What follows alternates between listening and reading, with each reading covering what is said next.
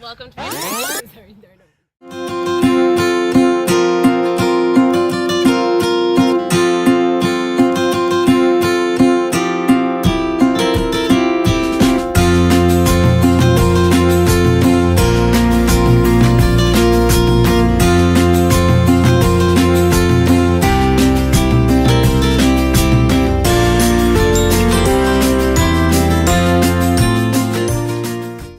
Welcome to my channel. My name is Gabby, and if it's your first time here, I am a wedding planner for adventurous couples, and I created the channel to give you guys some tips on how to run your wedding business. So today I want to talk about the 3 things I do to find my ideal client. Number 1, find your niche. I can't say this enough because one of the favorite expressions I like to use is, if you're a jack of all trades, you are master of none. I chose to specialize in adventurous couples, therefore I rebranded my whole website to speak specifically to that type of client. So I'm not targeting ballroom brides, and in fact, if a ballroom bride lands on my website, she's gonna be like, heck no, this planner is not for me. However, if a destination adventurous couple or a woodsy hiking type of couple lands on my website, they're like, oh heck yes, this is my people. And so I want to make sure that you're finding exactly who your niche market is, and you're only targeting them in your social media, on your website, and every content piece that you put out on the internet, you are speaking specifically to that type of person.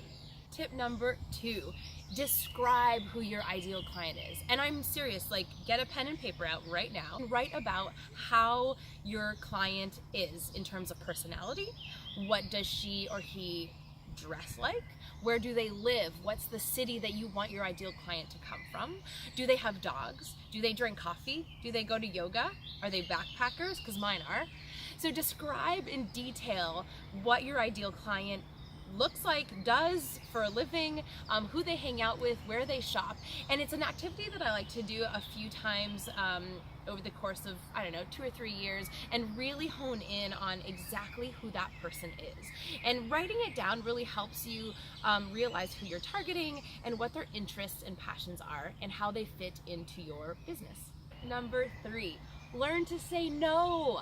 I know it's not the thing you want to hear, but at some point in time in your business, you're going to start getting a lot more inquiries. Some of them will be on point. They will be your ideal client, say yes to those. But there will be some that are going to sneak through and they're not going to be your ideal client. Whether they're not ideal because of their passions and maybe their budget is not so ideal. It's okay. That's something to write down on tip number 2, is to write down your ideal client, your preferences. Make sure to include your ideal budget in that description. So make sure you're okay saying no.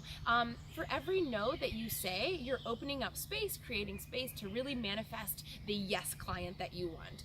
So let's recap. Tip number 1, find your niche market. Figure out in your life what that perfect client is. And then tip number 2, write down exactly what that person does. He or she, where they live, where they shop, who they hang out with, what their interests are. And tip number 3, make sure you say no to those less than ideal clients. Trust me, you implement these 3 tips and you will be on your way to finding your ideal client and attracting your ideal client time after time. Thanks for watching, and if you like this video, make sure to subscribe and give me a thumbs up. And be sure to share with your friends if this content was useful, and feel free to comment below if you want to ask me a question that I can answer on my